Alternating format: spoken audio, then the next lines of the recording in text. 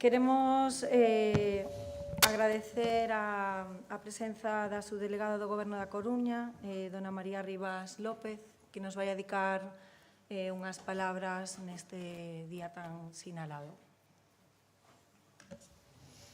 Bueno, pois nada, bo día a todas e todos.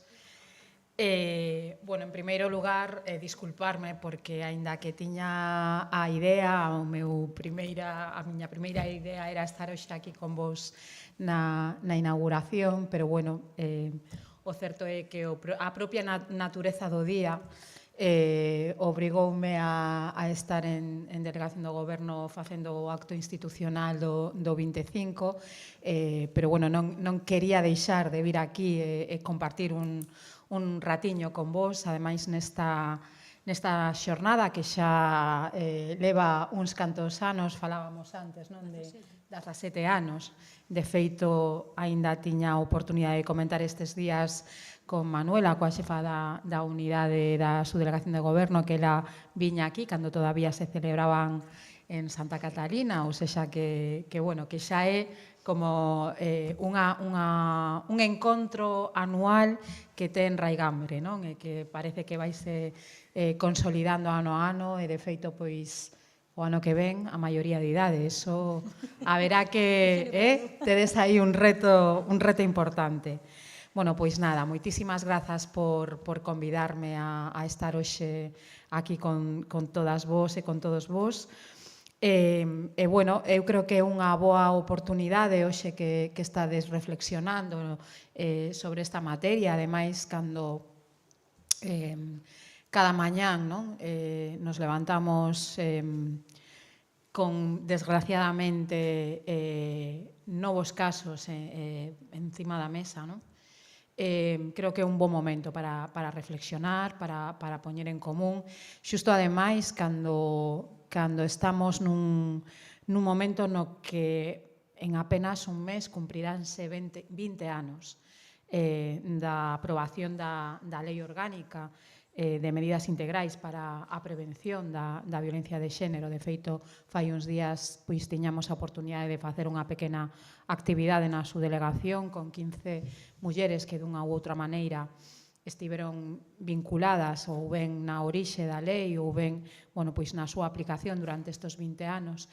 Creo que é un hito importante que temos que ter en conta, porque de alguna forma esta lei foi unha lei pioneira no mundo, que aínda hoxe de alguna maneira é o cerne dun marco legislativo que avanzou cos anos, que se complementou pois a través de fondos do Pacto do Estado e tamén con outras normas complementarias, como a máis recente, a 1023 de liberdade sexual, e que verdadeiramente no seu conxunto hai que decir que son a envexa de moitos países da nosa contorna que non evolucionaron da maneira na que o noso país está evolucionando. O feito é que, aínda con todo este marco legal, no que temos avanzado moitísimo, e con estes 20 anos de traballo continuado, a violencia de xénero, como se pode comprobar, sigue sendo un problema estructural na nosa sociedade que o atravesa todo, absolutamente todo, e que evidentemente ten a súa expresión máis cruenta, máis terrible, cos asasinatos machistas cos que nos levantamos cada mañán e que nos arrepían, non? Cada día e do mesmo xeito, eu creo que nos impulsan a seguir traballando como unha maneira de revolvernos contra isto que nos está a suceder polo feito de ser mulleres. Estou segura de que, bueno, pois ao longo da xornada teredes oportunidade, estades tendo oportunidade de manexar algúns datos, non? Eu non son moi partidaria de dar moitos datos, non? Pero eu creo que algún é necesario para que podamos valorar a dimensión máis alá do que xa sabemos e vemos todos os días, non? Pero creo que hai unha serie de datos que son importantes froito desos estudos que precisamos para analizar cualitativamente esta cuestión, non? E hai algún dato que a min chamame moitísimo a atención, como por exemplo que o 40% das mulleres maiores de 65 anos teñen ou tiveron unha relación de parella na que a violencia física, psíquica, sexual ou económica estivo presente durante máis de 40 anos. 40 anos. Mulleres de máis de 65 anos, 40 anos. No 17% dos casos, entre 20 e 40 anos de violencia continuada. Bueno, sobra decir, non? Datos terribles que evidencian que máis da metade das mulleres de máis de 65 anos son víctimas de algún tipo de violencia. Creo que expresa bastante claramente esa magnitude.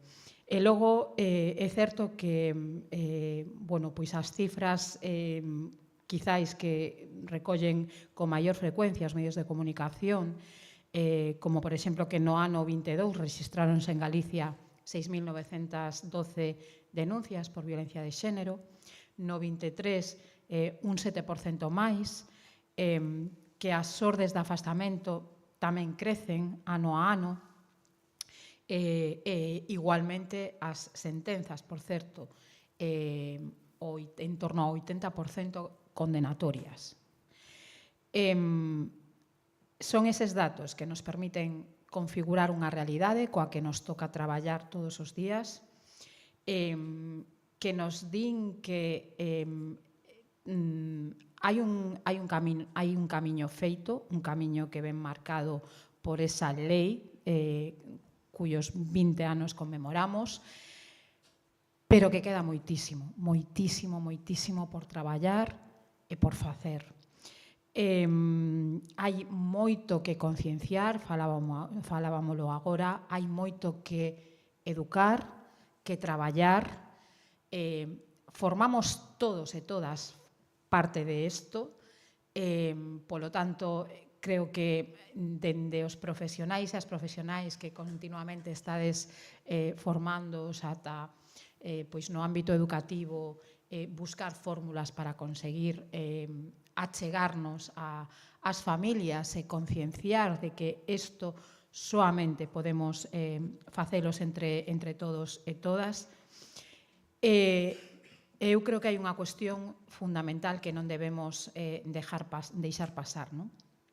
E que quizáis debemos comenzar por non banalizar a figura da muller, por non perpetuar esos estereotipos de xénero que están presentes con moita forza na nosa sociedade, por non invisibilizar ou excluir as mulleres da vida pública, da acción política, da economía, de todos eses lugares onde durante moitos anos a muller ten sido excluída e chegamos á situación actual por, entre outras moitas razóns, todo o acumulado de siglos anteriores. Polo tanto, non se pode excluir a muller dos espazos de prestigio social e de poder.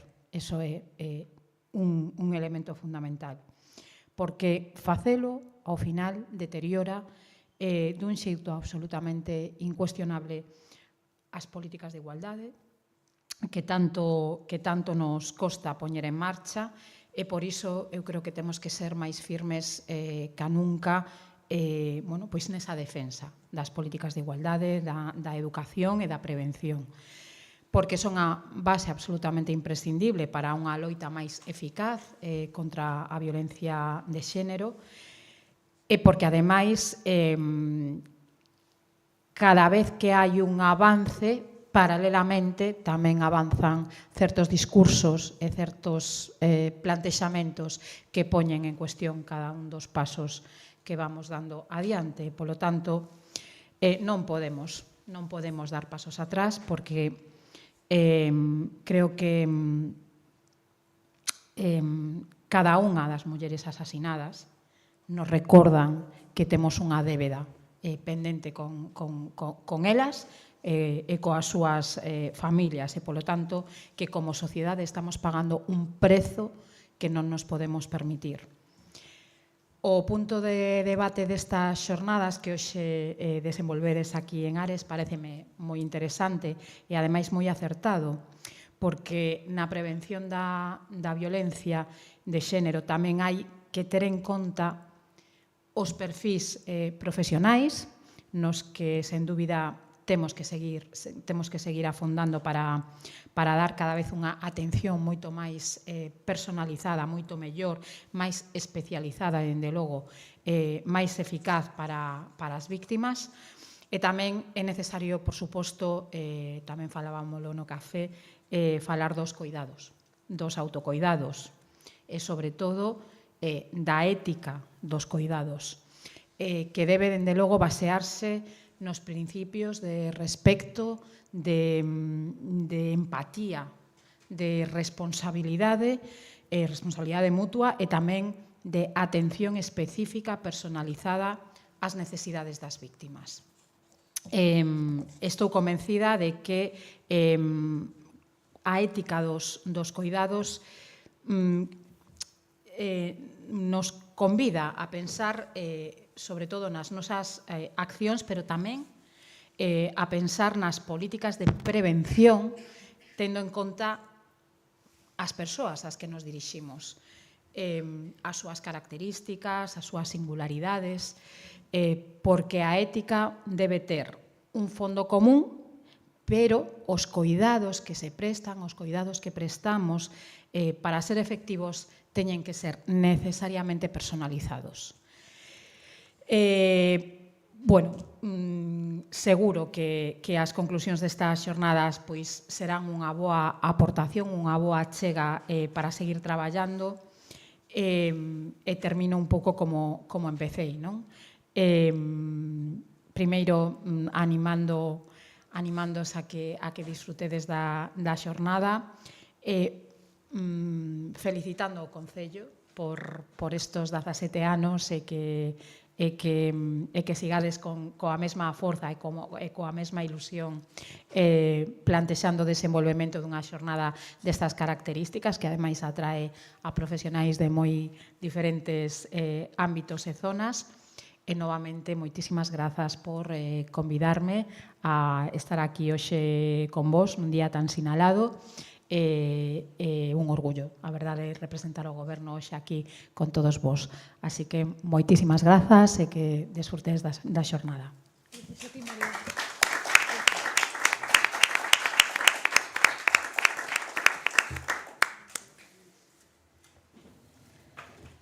Bueno, moitas horas queres...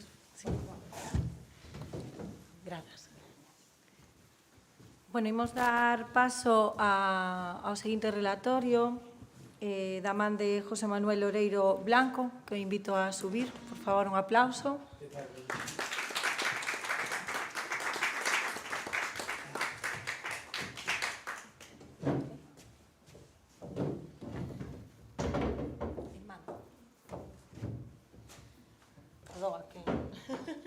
Eso.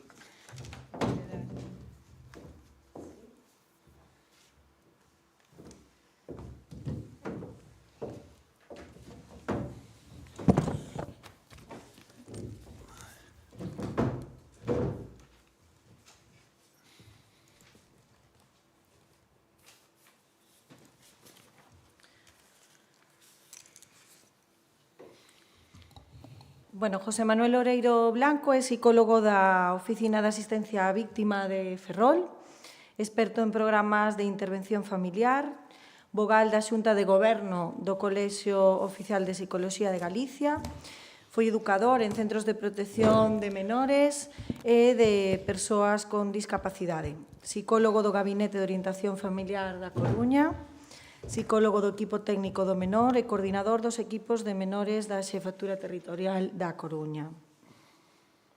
Pois cando queiras. Bueno, bos días, gracias Sofía, e gracias tamén ao Concello de Ares pola invitación a participar nestas xornadas. Bueno, son o psicólogo da Oficina de Asistencia a Víctimas do Xulgado de Ferrol e vou a contaros o que son as oficinas, como funcionan e o que facemos, non? E ao final falarei un pouco dun aspecto concreto no tema da violencia de xénero. Falarei pois desto que surdiu ao final da intervención sobre as violencias ocultas, por que non se denuncia, cales son os factores que impiden ou facilitan que as mulleres denuncien e cales son os fenómenos psicolóxicos que hai detrás destas situacións. Oficina de Asistencia a Víctimas. As oficinas de Asistencia a Víctimas, que inda que levan 7 anos funcionando desde o 2017, pois siguen sendo bastante descoñecidas polo público en xeral, pero incluso dentro dos propios xulgados pois hai certa confusión, non? E tenden a atribuirnos especificamente o xulgado de violencia de xénero cando son oficinas para atender a víctimas de calquer delito e en calquer circunstancia. Claro, o problema de ser pouco coñecidas é que creo eu que estamos bastante tamén infrautilizados en ese sentido, non? Nos derivan poucos casos e, ademais, dos casos que intervimos, pois creo que non estamos desenvolvendo todo o potencial que teñen as oficinas no apoio que podían dar as víctimas que acuden aí. O papel das víctimas no procedemento penal foi sempre bastante secundario, non? A impresión foi sempre que se atendían máis as circunstancias do denunciado, as súas garantías procesais, a presunción de inocencia, e se atendían moito máis a eso que as víctimas, non? Que xa digo que ocuparon sempre unha función moi secundaria onde, bueno, a víctima se limita a denunciar, como moito despois ten que aportar probas, pero despois queda bastante relegada en todo o que é o procedimento. O mellor, ao cabo de 2 anos te chaman para dicirte que hai un xuicio que ademais non sabe se a sentencia final é firme, se está recurrida, quer dizer que sempre ocupou esa función así secundaria. Tanto é así que a finales do século pasado, na década dos 90, empezaron a xurdir asociacións de víctimas indignadas por esta situación. Tuveron moita importancia a Asociación de Víctimas do Terrorismo, por exemplo, que ETA en España matou entre os anos 70 e o 2010, que creo que foi o último atentado, matou casi a 1000 personas en España. E ocurría que, en moitos casos, mentes a víctima era enterrada en Ourense ou en un pueblo de Badajoz, casi na clandestinidade, e ademais con certa sensación de que algo faría para que o mataran, pois os terroristas se lle facían homenaxes en Rentería ou en Guecho. Xa digo, isto foi un movimento importante, a Asociación de Víctimas do Terrorismo sigue tendo moita presencia. Outra asociación así importante en este sentido foi tamén as víctimas de accidentes de tráfico, porque durante moito tempo os accidentes de tráfico eran vistos como un infortunio, como algo que te podía pasar, e non tiña ninguna consecuencia, é dicir, un condutor se saltaba o carril contrario e mataba unha familia e prácticamente non pasaba nada. Inda ahora, fai 15 días salía na prensa 2 mozos que eu ademais coñezco, que son 2 irmáns, que levan 5 anos esperando por un xuicio por un accidente no que morreron os seus 2 pais, en Serra de Outes, por un condutor tamén que se saltou o carril contrario e morreron os 2 pais. os delitos tamén contra os menores, non? Tamén os menores tamén foron moi perxudicados en este sentido, non? Eu, fai un ano e pico, acompañei unha menor na Audiencia da Coruña, unha nena que fora, en ese momento tiña 14 anos, fora agredida cando tiña 9, e estaba aínda inmersa en este lío de juicios, non? E creo que era a cuarta vez que tiña que declarar, porque, bueno, a primeira vez declarou na Guardia Civil na vila onde ocorriu isto, despois no xulgado de primeira instancia, despois na audiencia, despois houve unha recusación dun xuiz porque participara na instrucción. Era a cuarta vez, con 14 anos, unos feitos que ocurriran cando tiña 9 anos, non? É dicir, imaginádevos, pois eso, unha nena en estos anos así tan trascendentes da súa vida, de pasar dos 9 aos 14 e vivir pois inmersa en un lío así deste tipo, non? Outro movimento importante foi claramente o movimento feminista, non? O movimento feminista que tamén conseguiu poñer no foco a violencia machista, tamén indignada pola pasividade que había na sociedade ante o que estaba ocurrindo, non? Bueno, como consecuencia destos movimentos de víctimas, xurdiron en España legislacións de protección das víctimas específicas para este tipo de delitos. Así, no ano 95 hai unha lei para a protección de víctimas de delitos violentos e contra a libertad sexual, no ano 96 a lei de protección xurídica do menor e unha lei tamén de protección de víctimas do terrorismo, etc. Bueno, eran leyes específicas de protección de víctimas específicas. No ano 2012 hai unha directiva da Unión Europea que saca unhas normas mínimas de protección ás víctimas e exige aos Estados membros que cumplan con estas normas mínimas, non?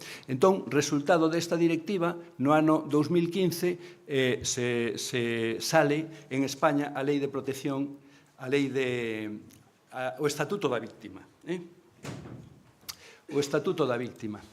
O Estatuto da Víctima que resume o que é no seu artículo 3, que dice: toda víctima ten dereito a protección, información, apoio, asistencia e atención, así como a participación activa no proceso penal, a recibir un trato respetuoso, profesional, individualizado e non discriminatorio desde o seu primeiro contacto coas autoridades ou funcionarios ao longo de todo o proceso penal e por un período de tempo adecuado despois da súa conclusión, con independencia de que se coñezca ou non a identidade do infractor e do resultado do proceso. Aquí é onde se sintetiza a filosofía e a intencionalidade desta lei. Por lo tanto, o Estatuto da Víctima é un catálogo de dereitos, da víctima ca finalidade de reparar o dano moral e material ocasionado en ese delito.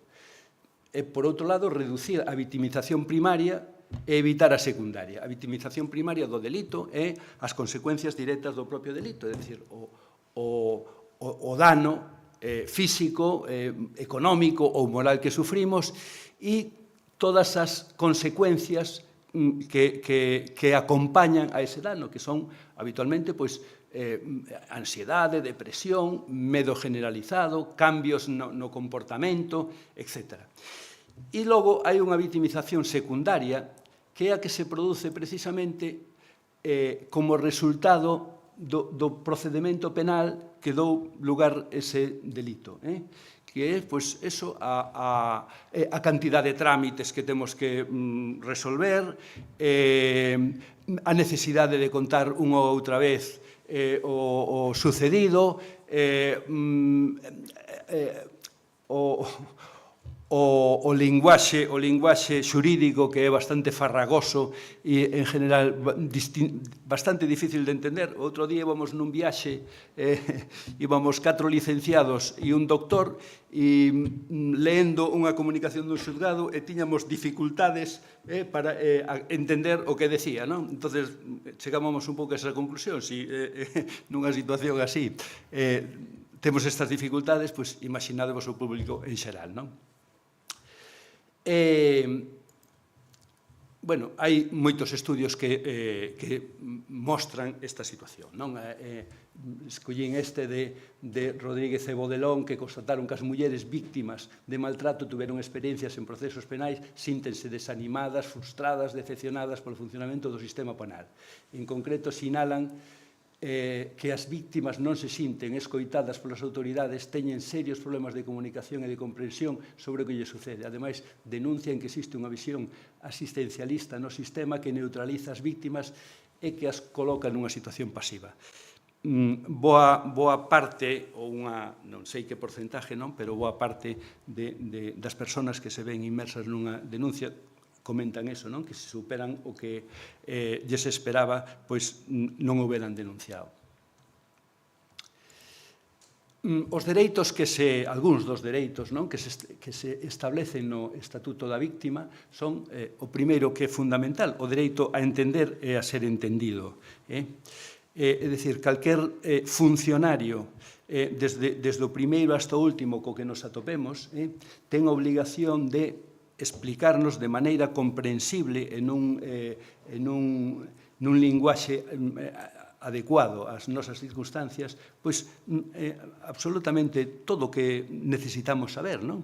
E se en ese momento pois se necesita un traductor, un intérprete ou un facilitador, pois débenolo de proporcionar de inmediato, porque é un dereito fundamental, o dereito a entender o que está pasando, pois eso, como denunciar, onde tes que denunciar, que recursos de apoio existen, a posibilidade de que haxa aloxamento alternativo, se o necesitas, se tes ou non dereito a defensa xurídica gratuita, se podes estar ou non acompañado, bueno, todas estas cousas, non? É dicir, eso é, en definitiva, o catálogo de dereitos que se establece no Estatuto da Víctima. E, consecuencia deste estatuto, se crean as oficinas de asistencia a víctimas. As oficinas de asistencia a víctimas, que é un servicio gratuito, público, de acceso directo, non hai que ir derivado de ningún outro servicio, non é necesario ter denunciado, senón que na propia oficina unha das funcións é a orientación de como denunciar e onde denunciar, e incluso completamente anónimo se a víctima o desexa, non?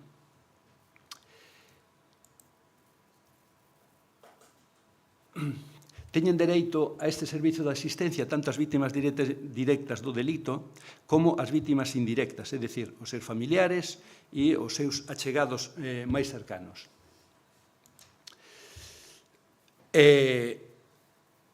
En especial recibirán especial atención aquelas vítimas máis vulnerables, non? Vítimas máis vulnerables que esta vulnerabilidade pode vir pois polo tipo de delito que sufriron, hai delitos que xeneran un impacto de maneira especial nas vítimas, como as agresións sexuais, a violencia doméstica, a violencia de xénero, non? Que son delitos que impactan de maneira especial, pero tamén pode esta vulnerabilidade tamén pode vir dada por as características especiais da víctima.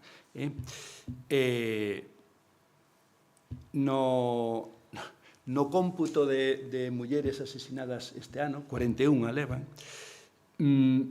a metade destas mulleres son mulleres nacidas fora de España. Quero dicir que ser estranxeira é un factor de risco fundamental, que non se fala suficientemente, pero xa digo, un sector da población que aproximadamente un 10 ou un 12% está sobre-representada en morte en un 50%. Factores de risco tamén, como pode ser a discapacidade, a prevalencia de maltrato en mulleres discapacitadas ou con discapacidade se calcula que é o doble que nas outras circunstancias, que é é o doble de prevalencia, tardan prácticamente o doble en denunciar, o doble do tempo, e en moitos casos probablemente estén imposibilitadas para facer calquer tipo de denuncia, porque dependen do agresor precisamente para poder denunciar, non? Entonces, xa digo, vulnerabilidade que pode vir por estas circunstancias, por situacións máis estables ou máis coyunturais, persoas que non conocen ben o idioma, persoas que poden estar nunha situación irregular tamén aquí no país, que tamén teñen especiales dificultades para poder denunciar, persoas que tuveron xa unha amplia historia de victimización, de malos tratos na infancia, etc.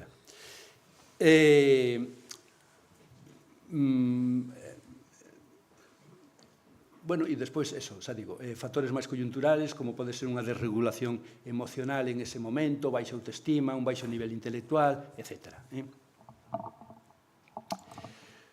O modelo de intervención nas oficinas, é unha evaluación absolutamente individualizada desa vítima en concreto, é un plan asistencial tamén individual para esa persona.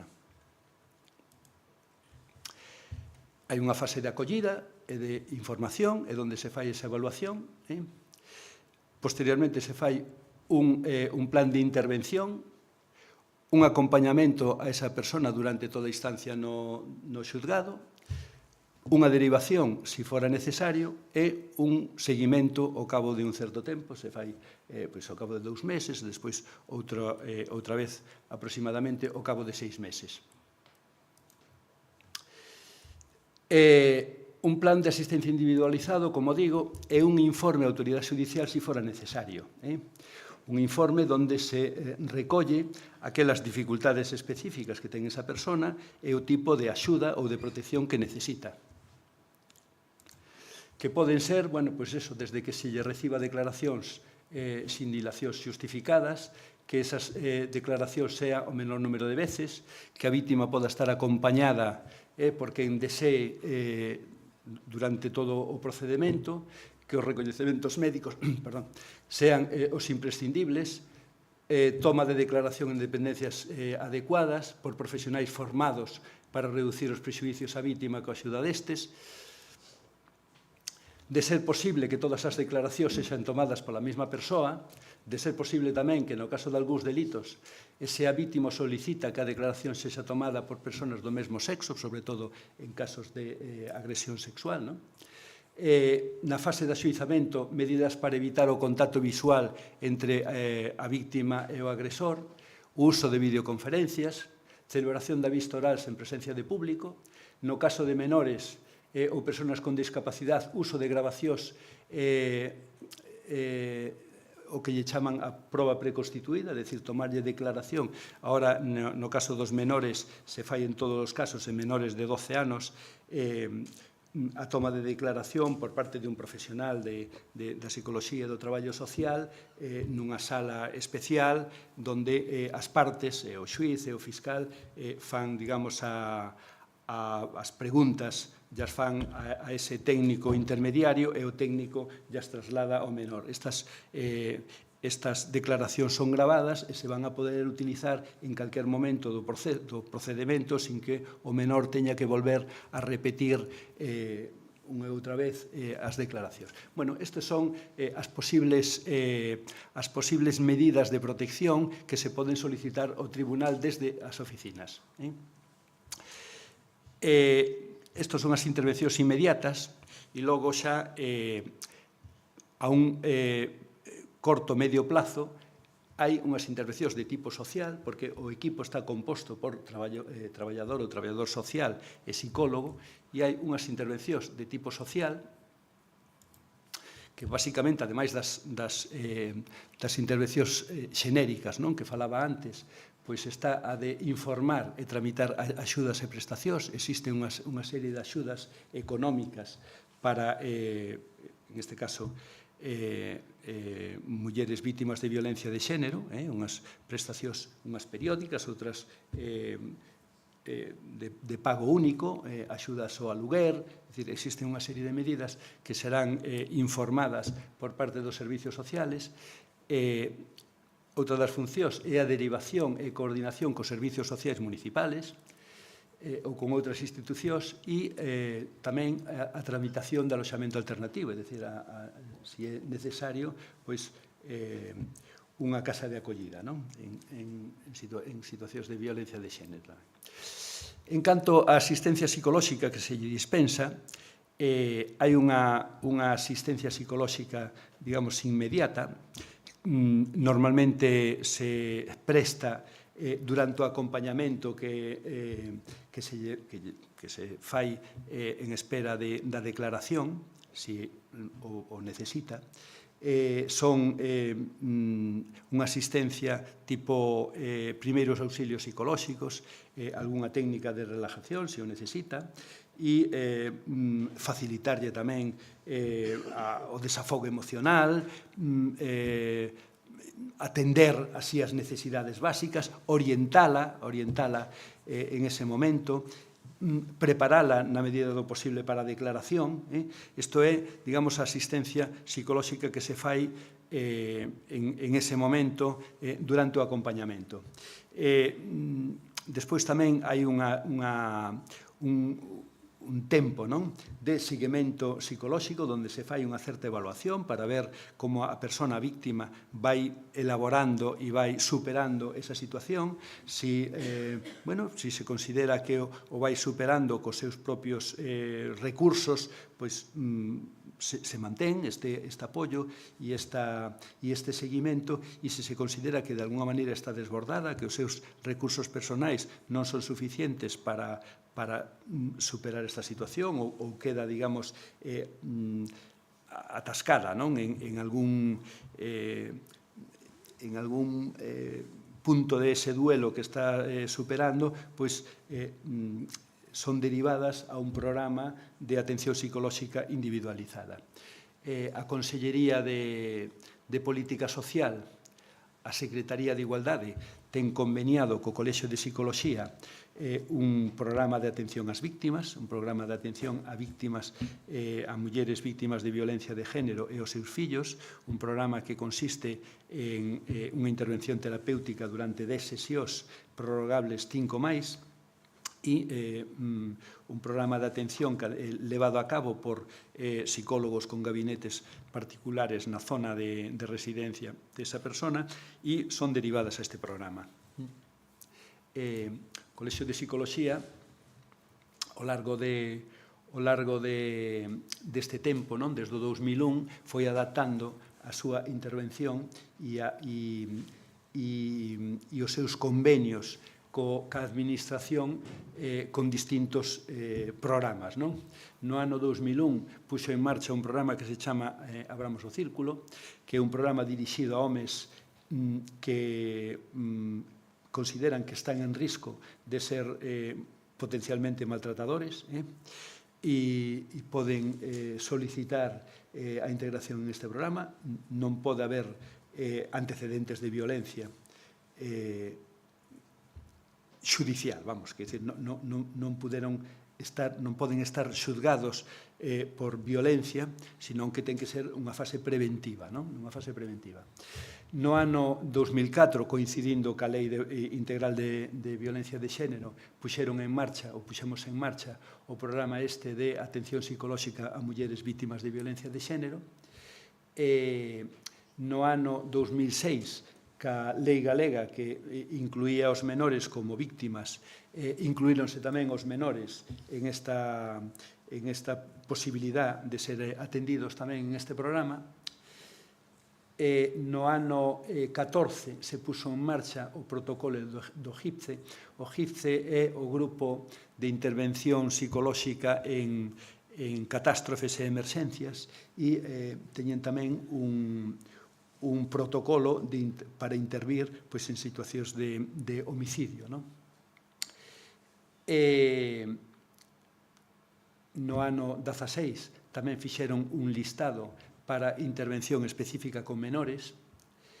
No ano 2017 o colexio foi o que puxo a funcionar as oficinas de asistencia a víctimas tamén, un programa entre a Consellería e o colexio.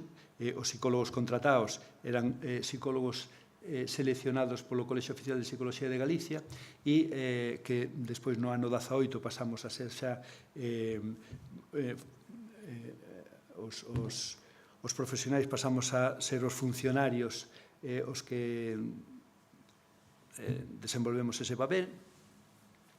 E no ano 18 se puxo en marcha un turno de guardia psicolóxica, que son psicólogos que están, psicólogas que están en este turno de guardia e que interveñen as 24 horas do día e os 365 días do ano para acompañar as mulleres no momento da denuncia. O Colexio de Traballo Social tamén ten este programa con traballadoras sociais que fan esta mesma función. En terapia individual, as terapias que se utilizan na intervención con violencia de xénero son terapias de tipo cognitivo-conductual, hai terapias familiares, terapias centradas no trauma, utilízase moito o EMDR, non sei se oichedes falar del, que consiste en unha reducción do trauma a base de unha estimulación bilateral do cerebro, normalmente utilizando o movimento dos ollos. E ora se está falando de terapias de terceira xeneración, mindfulness, e terapias de aceptación e compromiso. Terapias que utilizan técnicas como a relajación, a meditación ou yoga para conseguir unha visión máis obxectiva e máis capaz para as mulleres enfrentarse ca súa situación e marcarse metas realistas para sair da súa situación de violencia. Isto en canto ás oficinas de asistencia a víctimas. Na intervención anterior acabamos falando precisamente das violencias ocultas e das dificultades e dos factores que dificultaban que as mulleres denunciaran ou que facilitaran esa denuncia. No ano 19, o Ministerio fixo un estudio, unha macroencuesta, para intentar conocer cales eran estes factores. E, o primeiro dato é que o tempo medio que tardan as mulleres en denunciar unha situación de abuso, o tempo medio calculouse que era de 8 anos e 8 meses. De 8 anos e 8 meses. E despois hai factores que aumentan ou disminuyen este tempo. Encontraron que a idade da vítima era un dos factores determinantes, sobre todo con dous momentos especialmente importantes, é dicir, as menores de 35 anos e maiores de 65. A subdelegada tamén falou das mulleres maiores de 65. Por debaixo dos 35 a denuncia é moito máis rápida e a partir dos 65, pois creo que decía que o 40% estaba 14 anos ou algo así, non? De 40 anos. Vale, pois 40 anos. Cargas familiares, tamén, a máis fillos, máis tempo en denunciar, e, ademais, a maior idade dos fillos tamén máis tempo en denunciar. Quizá a maior idade dos fillos se relaciona co punto anterior, non? A maior, se teñen fillos maiores é porque elas son maiores, co cual sería a explicación do punto anterior.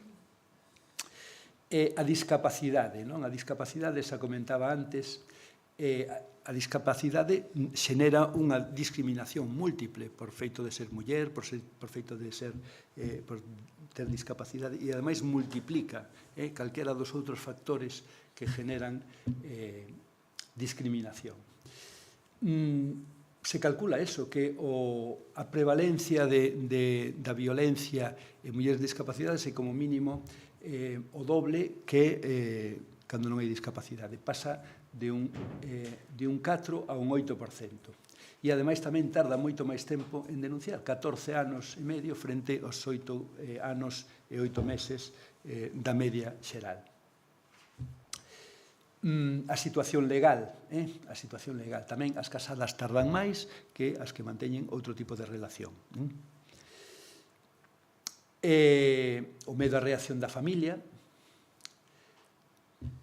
o cese da convivencia facilita a denuncia, quer dizer que é máis fácil denunciar se deixas de vivir antes que denunciar mentres estás convivindo.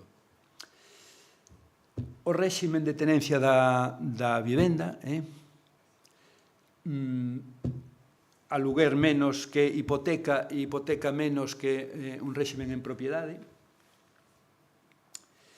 A historia previa de violencia tamén retrasa a decisión de denunciar. Hai certa habituación a situacións de violencia, é dicir, as persoas que viviron en entornos violentos consideran isto como máis levadeiro e máis asumible e están de alguma maneira habituadas a esa situación. Acomodación, habituación, etc. En canto a factores psicolóxicos, destacaba o medo ao agresor. Hai dous momentos especialmente graves, que son a separación e a denuncia. O que pasa que, polo menos, ca denuncia existen unhas medidas de protección que non existen no momento da separación.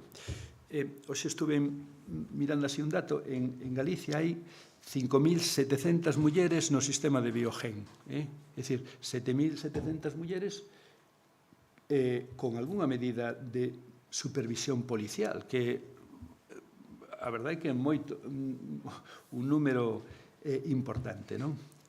60, creo que o dato era que 60 estaban en risco alto, 2.000 en risco medio, 2.500 e 2.000 en risco baixo.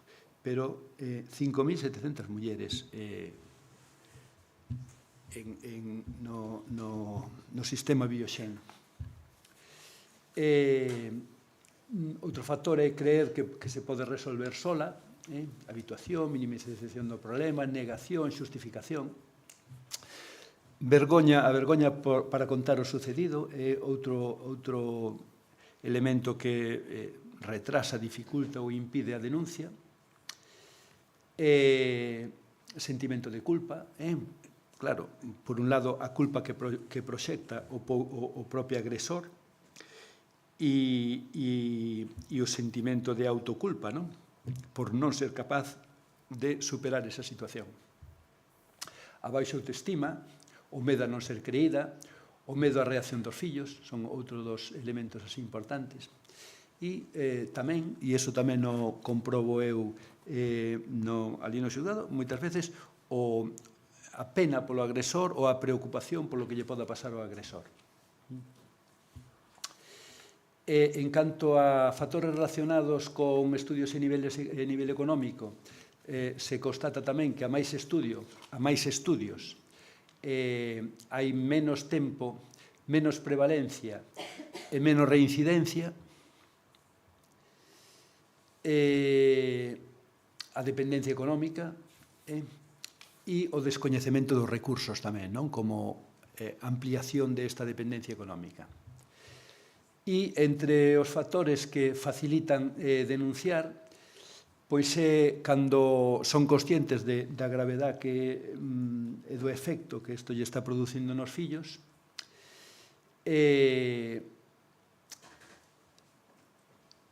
cando perciben o apoio de algunha persona do entorno, tamén é un elemento facilitador, e cando encontran tamén, e aí o que nos compete a nós, cando encontran apoio profesional.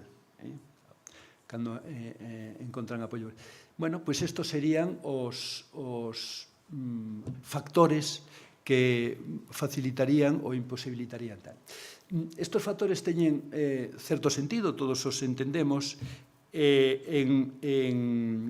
digamos, en unhas situacións pois de maltrato menos grave, non?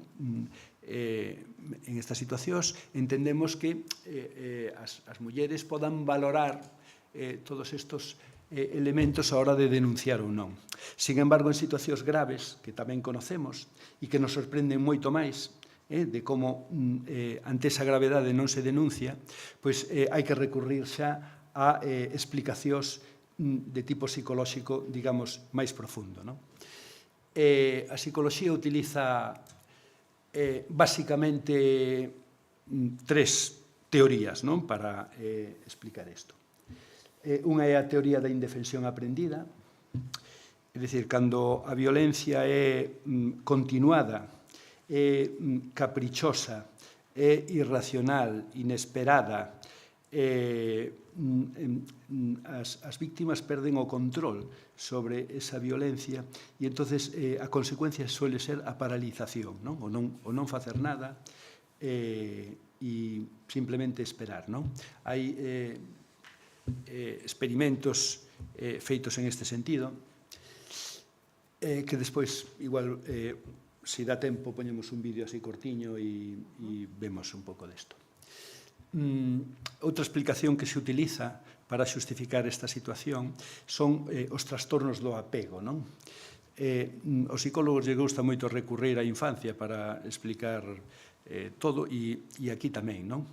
O apego é esa tendencia innata que temos a vincularnos emocionalmente xeralmente cos nosos pais, cos nosos cuidadores inmediatos.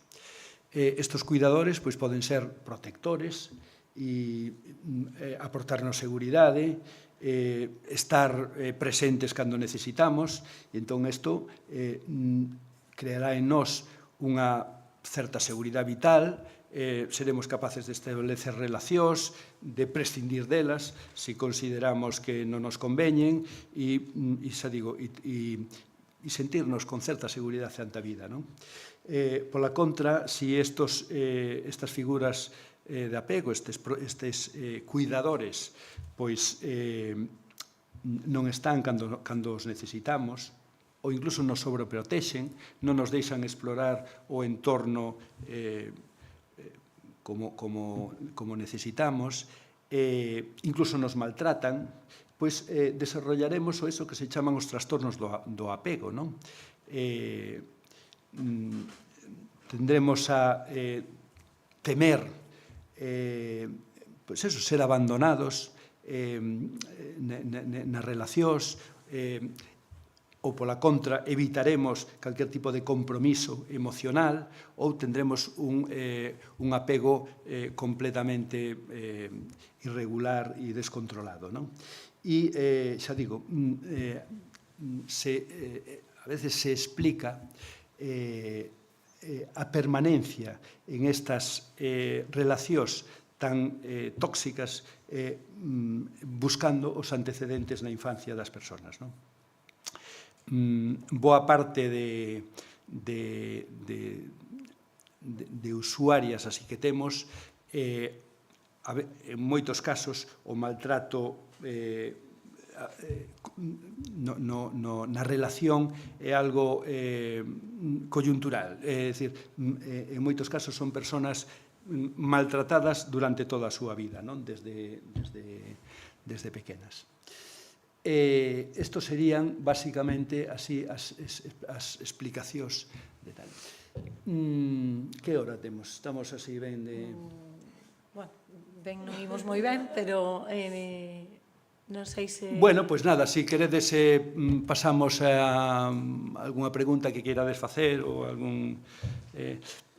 Comentaba aquí cunha compañeira, onte viña na prensa unha entrevista a Cristina Fallarás, que sabedes que está recollendo testimonios anónimos nas redes sobre mulleres que sufriron algún tipo de agresión sexual e tal.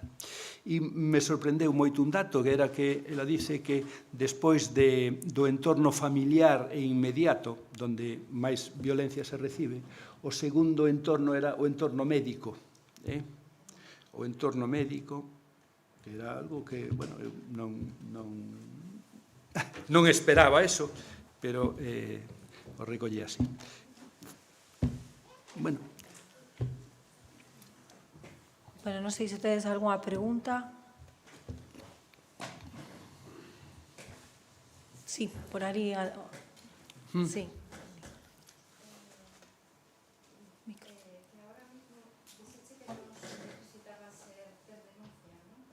No.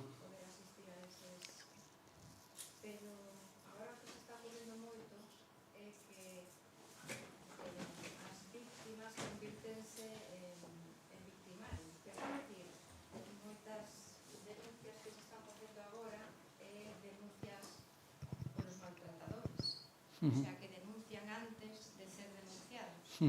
Entón, eles xa non poderían presentarse aí. En principio non. En principio non hai ninguna dificultade. O Estatuto describe a víctima como calquer persona que se sinta perxudicada con motivo dun delito. Bueno, incluso inda que sea un maltratador, se o que ven é a pedir información sobre como denunciar, onde denunciar e tal, pois se lle pode dar exactamente igual. Despois xa se resolverá se é o responsable ou non é o responsable ou tal. E non vexo dificultad para atender despois tamén a outra parte, non? O sea, que poderían ir os... Que podrían ir os dous, sí. Ainda que Sí. fora ela denunciada, podería ir a... Sí, a verdade é que nunca se nos dou así ese caso, pero... Está vendo bastantes casos agora, Sí. Sí. Así o último conflicto importante estos días, e foi estábamos atendendo a unha víctima, levamos unha temporada bastante, e o outro día se presentou outra muller, unha víctima, que denunciaba o actual compañeiro de esa víctima que estábamos atendendo. Entendedes un pouco como é? No. Era unha víctima de outro terceiro que ora tiña unha relación con un señor, e ese señor estaba sendo denunciado por a súa anterior parella. No? Entendetemos? No. Se entende. Unha muller... Que hai dous maltratadores? Hai dous maltratadores, sí, pero un deles é a parella de unha muller que estamos atendendo en este momento. Pero non é o agresor. Pero non é o agresor, é o agresor da súa anterior, sí. Co cual é casi un conflito ético, porque casi lle tiñamos que advertir a esta que estábamos atendendo ao principio que o seu actual compañeiro, bueno, ela xa sabe que estaba denunciado porque estaba ali, pero ademais conocemos detalles de esa agresividade que os conocemos por la relación que tuvemos ca segunda víctima, ¿no? Co cual hai un problema de confidencialidade, non? Pero non é usual esa... Non é usual, non? Quer dizer, é un dos conflictos así que tuvemos últimamente, non?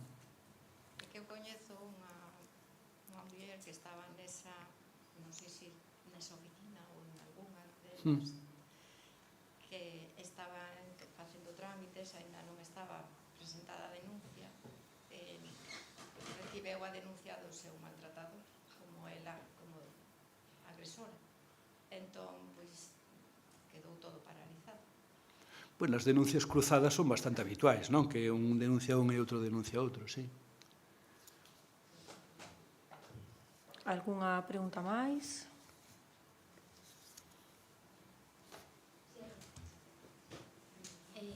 Se me escoita ben? Sí, sí. Sí.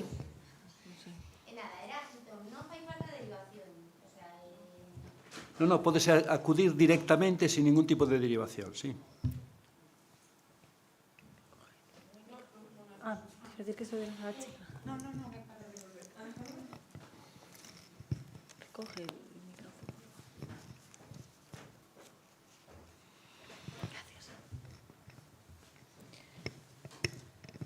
Bueno, pois nada, agradecerche ao teu relatorio e un aplauso para... Pois moitas gracias a vos. Gracias.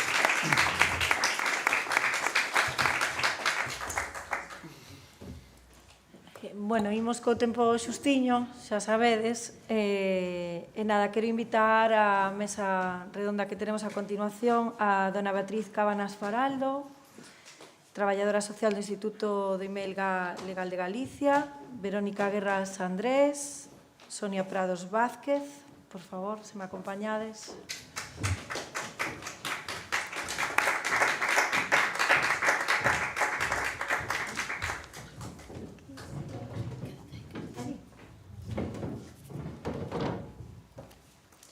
Creo que está o de José Manuel aí. Sí.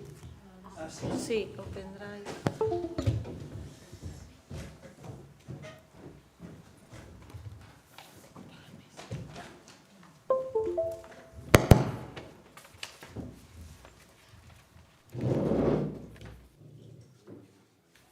Bueno, esta mesa redonda abordaremos un poquinho o enfoque multidisciplinar na violencia de xénero, esas diversas abordaxes, no? Desde o ámbito forense, seguridade cidadá e orientación laboral.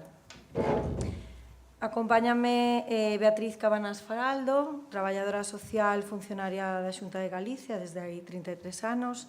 Desempeña a súa labor en distintos ámbitos de atención a persoas maiores, persoas en situación de dependencia e discapacidade. E desde o 2020 ata a actualidade forma parte do equipo psicosocial do Imelga de Ferrol, con formación específica en relación ao posto de traballo actual. Tamén Verónica Guerras Andrés, pertencente ao equipo Biogen de Ferrol, desde a creación da Guardia Civil para a especialidade de recollida de denuncias e trata os casos de mulleres víctimas de malos tratos. Detección e intervención en violencias de diversidade afectivo-sexual e familiar, formación sobre mulleres migrantes e violencia de xénero, especialista en intervención policial en violencia de xénero e intervención policial en violencia de xénero doméstica. Tamén Sonia Prados Vázquez, orientadora laboral con máis de 20 anos de experiencia acompañando a persoas en situación de vulnerabilidade a construir e alcanzar as súas metas profesionais. Ao longo da súa traxectoria traballou especialmente con persoas que enfrentan barreiras non só laborais, senón tamén persoais, moitas delas marcadas pola desigualdade estructural e, en algúns casos, polo impacto da violencia de xénero. Desde o seu rol e o seu compromiso foi sempre fomentar o seu empoderamento. Agradecervos a vosa presencia nesta mesa e nada, cando queiras. A vos, veña, gracias. Bueno, pois gracias por estar aquí, por invitarnos e bueno, un sitio bon para conmemorar o día, non? Bueno, pues os explico un pouco lo que hacemos en el Imelga, en Ferrol. A ver como se pasa isto. No traje las gafas adecuadas. Aquí. Bueno, en Ferrol somos dos equipos psicosociales. Yo soy la trabajadora social de uno de los equipos. Está formado por trabajadora social y psicóloga. Hay 3 médicas forenses, 2 médicos, 2 auxiliares de autopsias y 2 agentes judiciales que llevan, digamos, la oficina administrativa. El territorio que comprende... ¿Qué me pasa?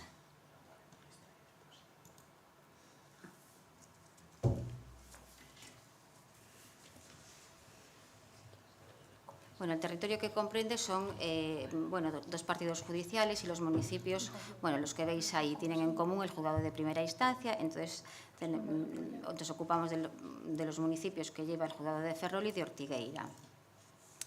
Entonces, el Imelga en sí son las siglas de Instituto de Medicina Legal y Forense de... ¿Y ahora cómo pasa? Sí. Vale, gracias. Instituto de Medicina Legal y Forense de Galicia, ¿no? Y se constituye en el año 2005, bueno, a través de este decreto, que como órgano técnico al servicio de la Administración de Justicia y que tiene como función auxiliar a los juzgados, tribunales en materia de medicina forense, ¿no? Antes era lo que era el Instituto Anatómico Forense y las clínicas médico-forenses y se englobaron en este instituto. El ámbito territorial es Galicia, la sede en Santiago y, bueno, y está las subdirecciones, una de ellas es Ferrol, ¿no? Y dependemos de la Consellería de Presidencia, aunque estamos ubicados en el juzgado de Ferrol. Entonces, se crean estos equipos psicosociales a través de la ley de 1/2004 y en 2006 ya se incorporan los primeros equipos con presencia en todas las subdirecciones, ¿no? Existían antes ya en Vigo, Coruña y Pontevedra y posteriormente se integraron ya en todas las capitales de provincia y Ferrol. Y su finalidad, igual que era en medicina, es auxiliar a la entidad judicial en la toma de decisiones, analizando pues, un hecho y aportando pues, esa interpretación técnica a través de un dictamen pericial.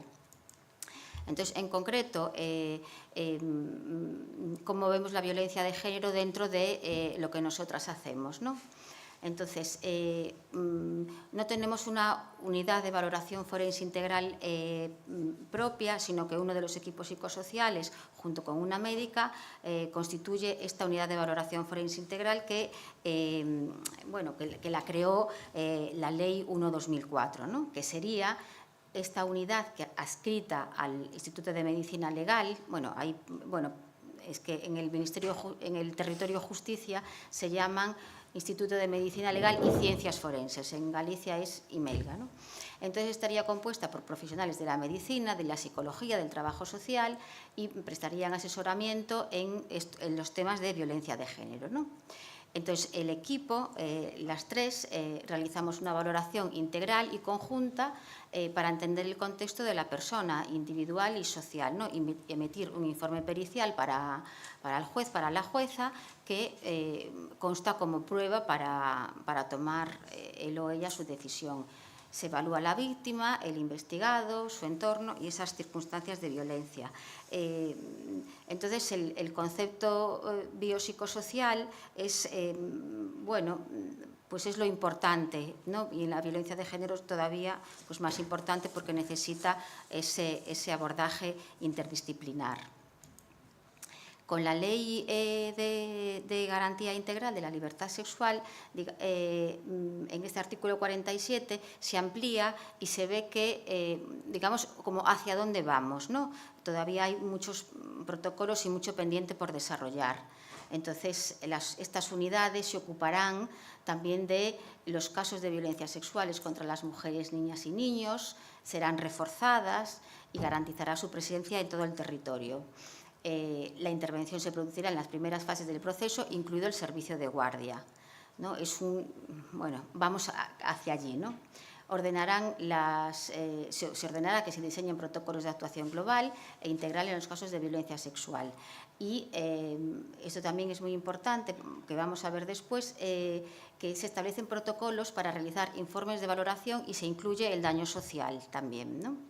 Estas unidades también realizarán una valoración de la gravedad de la situación, del riesgo de reiteración de la violencia y se coordinarán con seguridad y con apoyo a las víctimas. De aquí queda mucho trabajo por hacer porque está pendiente en los próximos meses, principios de año, empezar a trabajar en la guía de buenas prácticas, en los modelos de informe para hacerlos de una manera conjunta en toda la comunidad, una metodología estandarizada de trabajo, que tampoco se está haciendo así de manera global, y una actualización porque no tenemos acceso al sistema Biogen. Entonces, a día de hoy, lo que estamos haciendo, ¿cómo vamos trabajando? Nos llega el expediente a petición del juzgado, leemos el expediente, la documentación y leemos lo que es, digamos, el objeto del informe. Bueno, como yo llevo poco en justicia, digamos, una cosa que queda clara es que hay que contestar a lo que se pregunta, ¿no? Entonces hay que mirar bien cuál es el objeto del informe. A veces se quiere poner otra cosa y, me recalca mucho, hay que leerlo cuál es el objeto, ¿no? Citamos a la víctima y al investigado según la demanda, según nos pidan pues, una valoración integral, que es de la víctima, o una valoración global que incluya a la víctima y al investigado. Entonces, por supuesto, lo citamos en días distintos. Entonces, en otras comunidades, sabemos en la Comunidad Valenciana, la valoración de la víctima la hacen las 3 profesionales juntas, médica, psicóloga y trabajadora social. Nosotras nos reunimos y nos parecía que 3 éramos bastantes. Entonces, la médica hace como en ese día una primera entrevista, ¿no?, para ver el daño físico, psiquiátrico, consulta la historia clínica. Y después hacemos, mi compañera, la psicóloga y yo, una entrevista semiestructurada conjunta. Aquí, bueno, cuidamos mucho ciertos aspectos porque la víctima viene nerviosa, no sabe cuánto tiempo va a estar, no sabe, bueno, lo que va a pasar y cuesta mucho volver, bueno, lo que decía Manolo antes, cuántas veces lo contó, cuántas veces no repitió y lo que cuesta.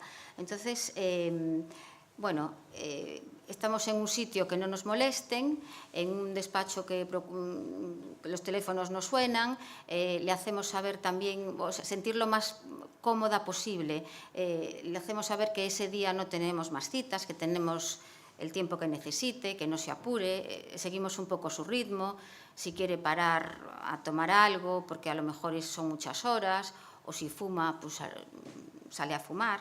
Y después de esto, bueno, en esta entrevista valoramos un poco bueno, toda su historia personal, la dinámica relacional y, bueno, y la situación de violencia, ¿no?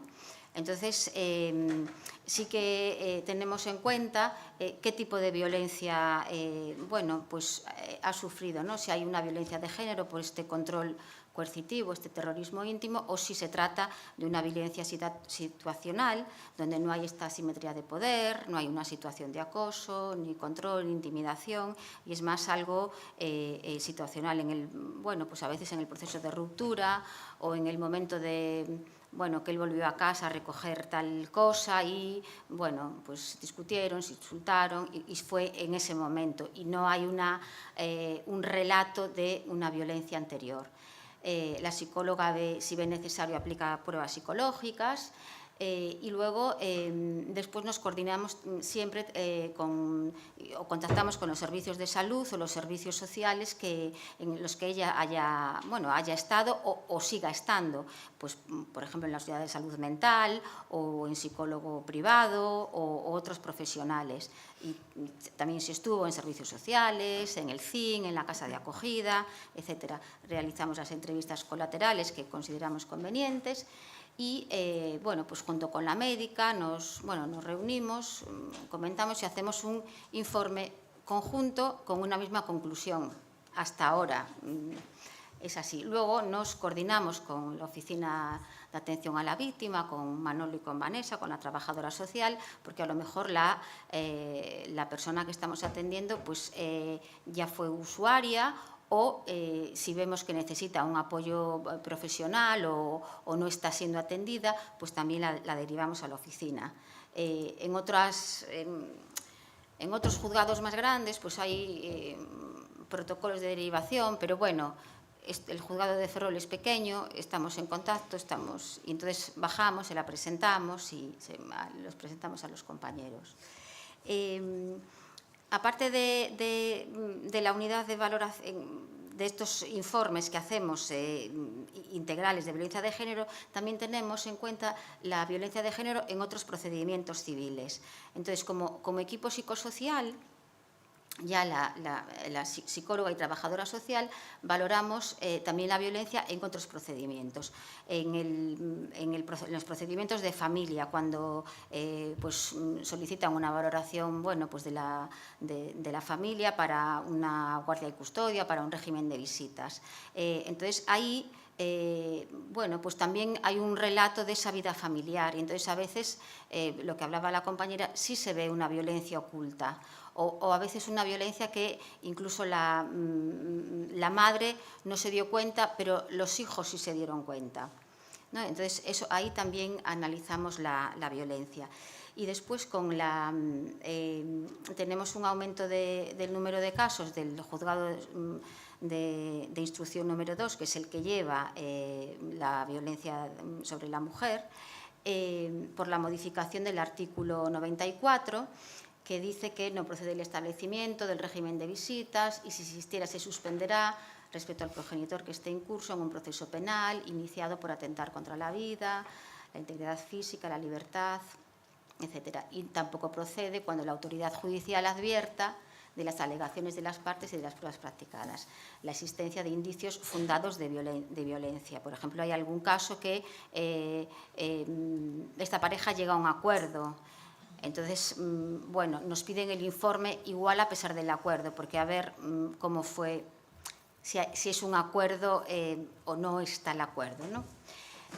No obstante, claro, la autoridad judicial puede establecer un régimen de visitas previa evaluación de la situación paterno-filial. Y es ahí cuando pues la jueza nos pide una evaluación psicosocial para, bueno, pues para ser una prueba más para decidir, ¿no? Entonces, antes hablábamos bueno, de lo importante que fue esta ley de garantía integral, bueno, sobre todo para el trabajo social, porque se incluye por primera vez el daño social. Entonces, hay una trabajadora social que, bueno, no sé si hay muchas trabajadoras sociales por aquí, no sé si conocéis, que es Marta Simón Gil, que es bueno, pues una experta en trabajo social forense y es así una referente para la profesión en el daño social. El daño social fue un término, digamos, acuñado por trabajadoras sociales de Chile y ella bueno, pues lo desarrolló y bueno, un poco gracias a su trabajo y a las enmiendas a esta ley, bueno, pues consta en este artículo que contempla el derecho a la reparación, lo que comprende la indemnización, las medidas necesarias para su completa recuperación física, psíquica y social, ¿no? Las acciones de reparación simbólica y las garantías de no repetición. Entonces, este daño social es evaluable y es indemnizable, ¿no? Que es lo que, bueno, un poco se concluye para esa reparación integral, ¿no? Entonces, quería analizar así, bueno, para dejar sitio a las compañeras, ¿verdad? Un poco de tiempo, cómo se evalúa el daño social. Entonces, ahí se desarrolló esta compañera con otras colegas 5 dimensiones para analizar esa dinámica interaccional entre la víctima y el agresor, el sistema familiar, el sistema formativo laboral, el sistema social y el sistema cultural. Entonces, analizamos esta dinámica interaccional entre la víctima y el agresor. Entonces, vemos si hay una asimetría de poder. Bueno, pues quién toma las decisiones en casa, a quién se dirigen, si hay los menores, quién pone las normas, a quién se dirigen en última instancia, en cuanto a los gastos y el manejo del dinero, quién decide la compra, si dispongo yo de dinero o te dejo aquí el dinero o tú no puedes comprar porque compras de esta marca, entonces ya compro yo y tú haces la comida. Bueno, se ven, este tipo, dicen las mujeres, este tipo de relatos. Sobre el ocio y el disfrute, ¿no? Quién decide salir, a dónde y con quién. Hay mujeres que se ve cómo va socavando, ¿no? Esa red que se tiene, bueno, porque antes del daño hay una red que se ve dañada y entonces ese daño genera una vulnerabilidad mayor, ¿no? Entonces se ve que algunas dicen, pues no le gustaban mis amigos, decía que mi mejor amiga era una mala persona, entonces la va apartando de las amistades, deja de salir y deja de perder ese soporte que tiene, ¿no? Sobre creencias y opiniones, es cuestionada que no sabes hablar de esto, que eres una burra, no vuelvas a hablar. Sobre la educación de los hijos, si se comportan mal es por tu culpa que no los sabes educar. Bueno, todo esto suena, ¿no? Relaciones con la familia extensa, también la va apartando de ese soporte familiar. Me hablaba mal de mis padres, bueno, dejo de ir para que a él no le parezca mal y si va se comporta mal, con lo cual también siento pena por mis padres y me hace daño que sufran por mí, ¿no? Que vean esto. la formación dentro y fuera del hogar, pues también acaba dejando el trabajo porque a él no le gustaba, porque se presentan allí y les montan lío y les da vergüenza volver a ir al trabajo. Hay también una existencia de control en la pareja, esos interrogatorios de a dónde fuiste, con quién fuiste, revisa el móvil, dime dónde... Bueno, ese control que a veces algunas mujeres jóvenes al principio, alguna decía, pensaba que era atento, y mira cómo me quería, que siempre estaba donde estoy, preocupado por mí.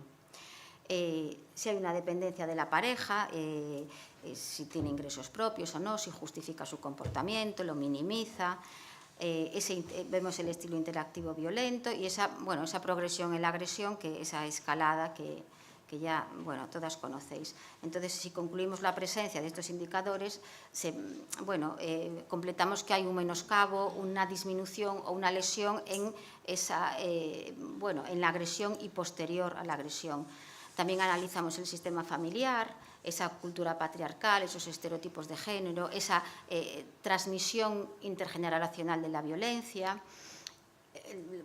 el modelo de los progenitores, quién es la autoridad en el hogar del que proceden, esa minimización de la tolerancia, incluso con el modelo de sus progenitores. Bueno, a ti tampoco te trata muy bien, pero es buen padre, a los niños no les pega, en fin. Y ese estilo interaccional también familiar, ese estilo de gritos, de discusiones, de estrategias de apaciguamiento en ellas. El sistema formativo laboral está muy presente porque explora un poco el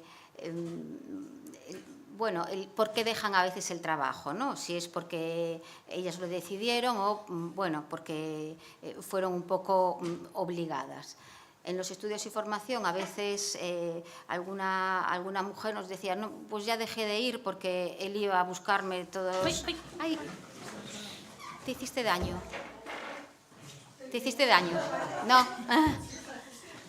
¿Estás bien?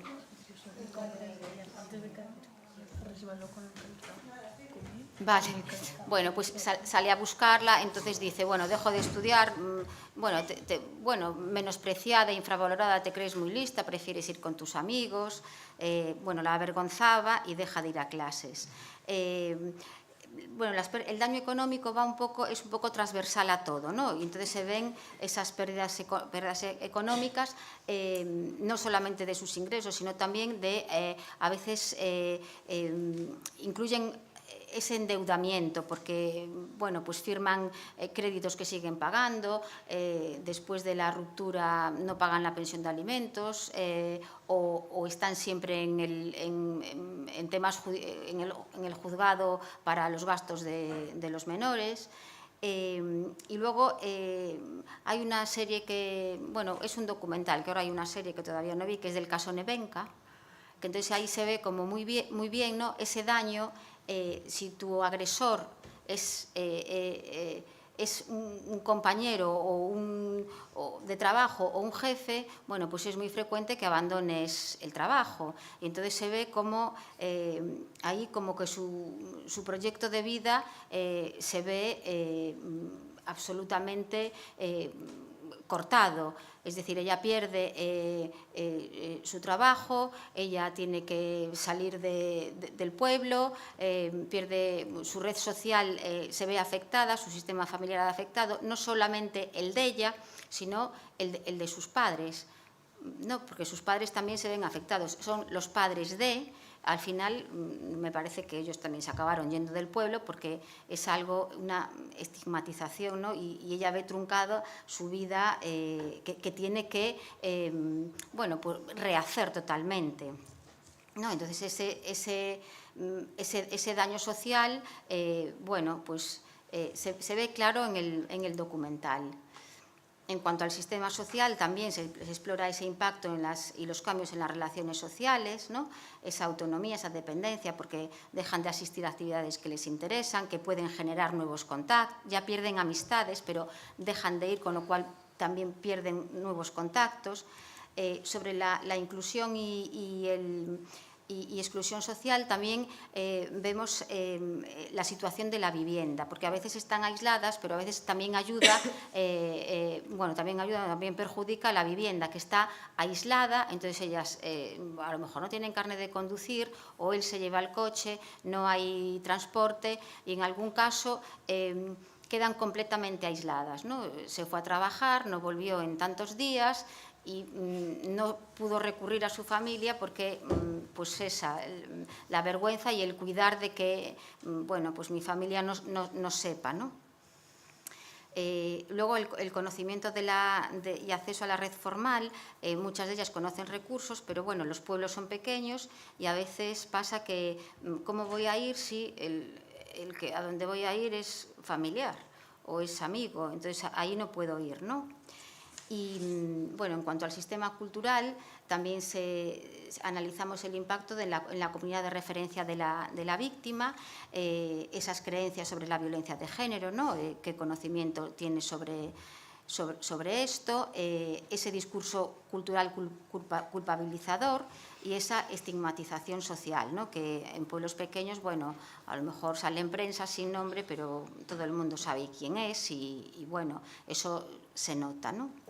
Entonces, todo el daño social ya se ve está recogido ya en varias sentencias, ¿no? Y una de ellas una de las primeras fue en el 2016 de la Audiencia Provincial de Álava, que dice que es claro que los hechos, que más allá del entorno familiar ha sufrido un aislamiento social, disminución de relaciones sociales, disminución de la vida de ocio, que por supuesto ha afectado y probablemente afectará a su dimensión sexual, ¿no? Se ve ahí recogido, ¿no? Y bueno, para finalizar un poco, todo esto necesita también lo contempla la ley, un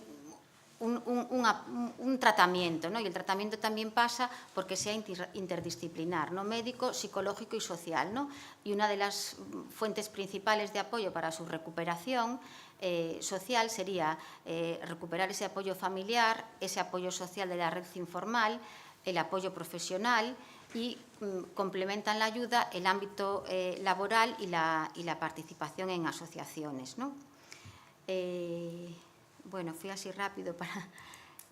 Bueno, y acabo ya con esta frase de nuestro filósofo, que es un poco que ver a la persona como un yo, que no nos podemos separar de nuestra mente, de nuestro cuerpo, pero tampoco nos podemos separar de nuestro entorno, del entorno de donde procedemos y del entorno en el que estamos, ¿no? Entonces, decía Ortega y Gasset, yo soy yo y mi medio y no puedo separar el medio de mí, o sea, no puedo separar el medio de mi yo, ¿no?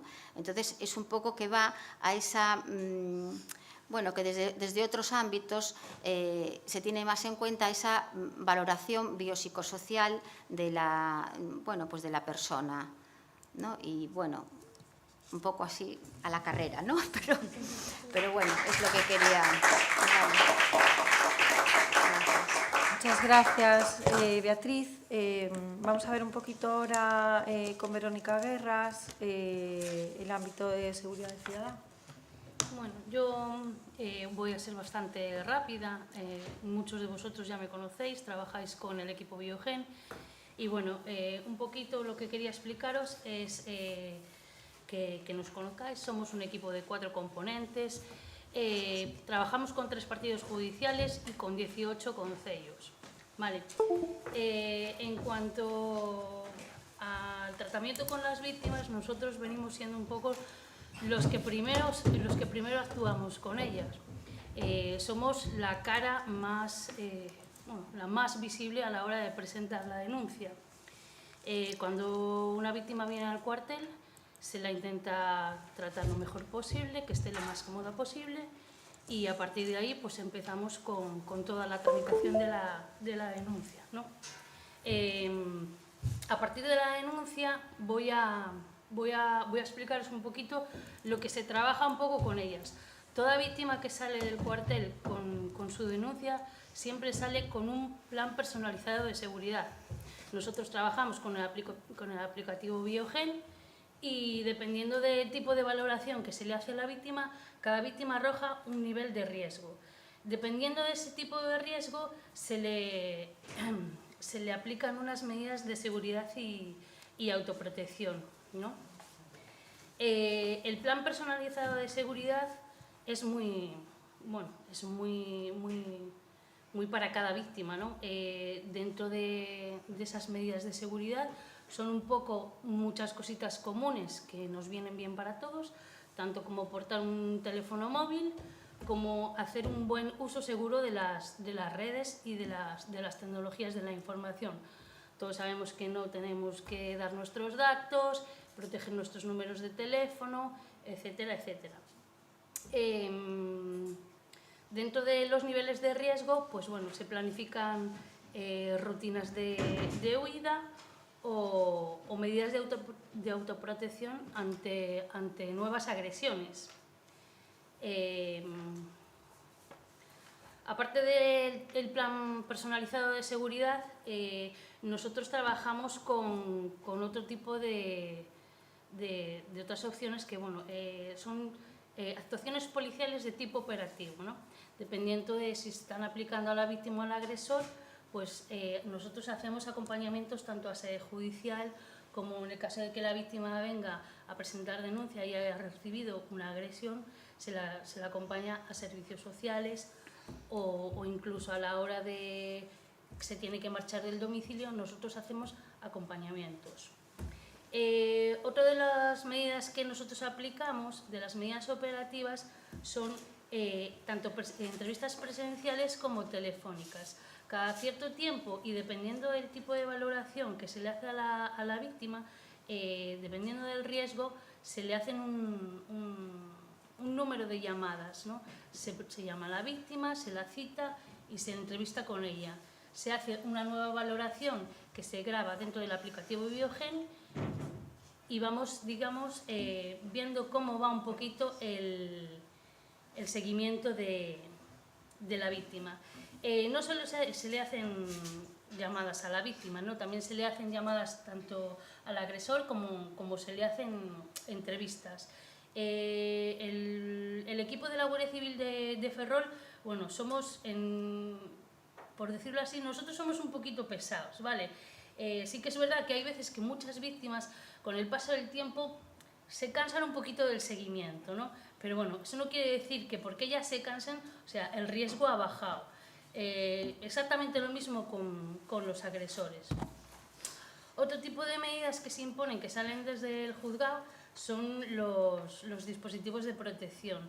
Nosotros trabajamos con dos, que es el dispositivo Cometa, que son los dispositivos de seguimiento de medios telemáticos, que ya se ha hablado antes de ellos, y luego otro tipo de dispositivo que se le ofrece a la víctima desde los servicios sociales son los dispositivos Atempro.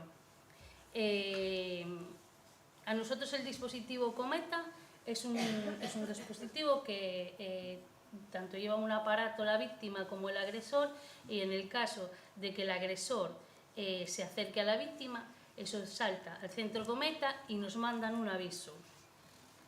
A partir de ahí se activan las patrullas o dependiendo del riesgo que corra la víctima se toman unas medidas u otras.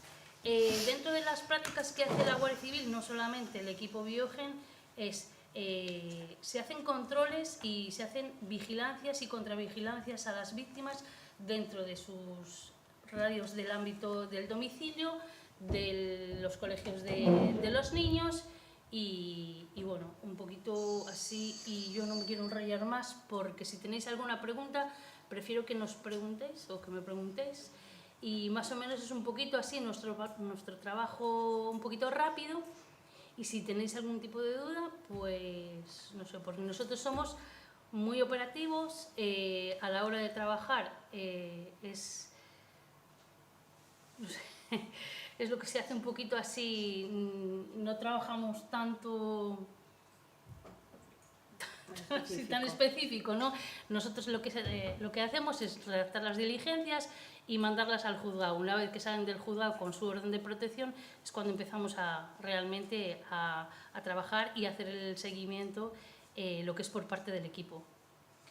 Bueno, pues si os parece bien, le damos paso a Sonia y dejamos un ratito para preguntas para cualquiera de las ponentes. Vale. Gracias. Yo muy rápida. Bueno, buenos días. Son Sonia, veño un pouco a falaros do ámbito do emprego. Non vexo e non sei onde se pon para a presentación. Presentación, vale. Aí, debe de ser aí, verdad?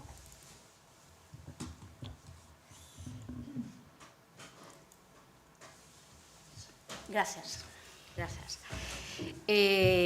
Un pouco quería primeiro destacar a importancia que ten o feminismo, non? A axenda feminista, onde todos os avances nos van dicindo e nos van dando unha línea de como intervir, non? Estamos vendo como a totalidade de profesionais que estamos aquí cada vez profundizamos máis na intervención personalizada, tendo en conta todas as condicións en todos os ámbitos da vida das mulleres e da propia situación na que están pasando, de violencia de xénero.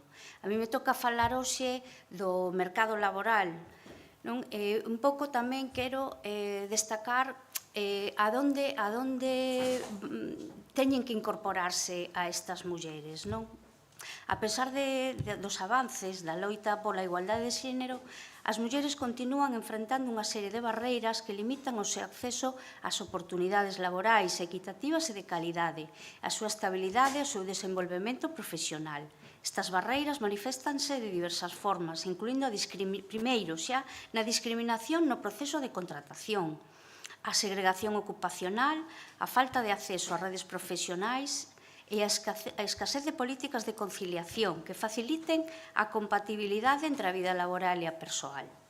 Por todo isto, se pode afirmar que o emprego das mulleres se caracteriza pola precariedade, entendida como precariedade conxunta de temporalidade e parcialidade. Este é o mercado laboral ao que veñen a insertarse as mulleres. Pero, se ainda encima lle incrementamos a situación de violencia de xénero, como ben describiu a miña compañeira Beatriz, do dano social, desa pérdida de capital social, de esa pérdida de autoestima, de onde incrementou a súa dependencia económica, nos di que esta forma de violencia alonxa do emprego a 7 de cada 10 mulleres víctimas. En moitos casos, estas mulleres perden a seguridade e a confianza necesarias para buscar emprego, mentras que outras se ven forzadas para abandonar os seus empregos debido á presión directa dos seus agresores, como decía Beatriz. A mesma situación de víctima de violencia de xénero reforza o aillamento, sumindo as mulleres nunha situación de dependencia e vulnerabilidade extremas. O desemprego, combinado co dano psicolóxico causado pola violencia,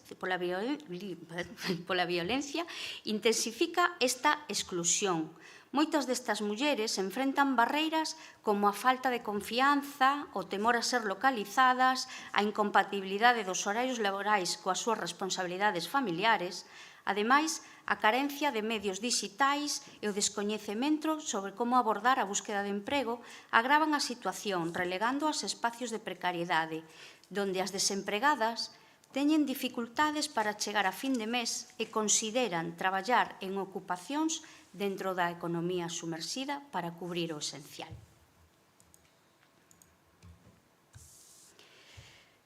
Todas estas situacións e vulnerabilidades descritas afectan a saúde mental das mulleres. O estamos escoitando todo este tempo. É urxente recoñecer que a violencia de xénero non só destrúe vidas personais, senón tamén carreiras profesionais e redes sociais que poderían servir de apoio. Por isto, iniciativas como o proxecto Pontes pola Igualdade no Emprego, que leva a cabo Cruz Vermella, convírtese en respostas imprescindibles.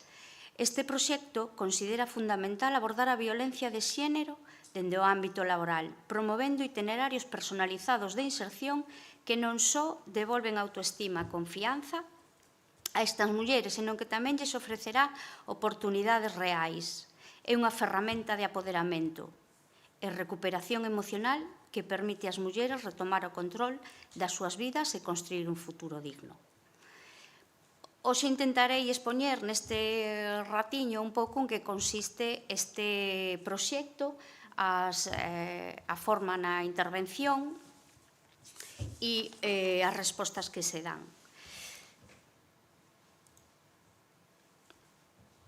O obxectivo do proxecto é unha iniciativa de Cruz Vermella, o proxecto Pontes pola Igualdade no Emprego, dende o seu plan desde...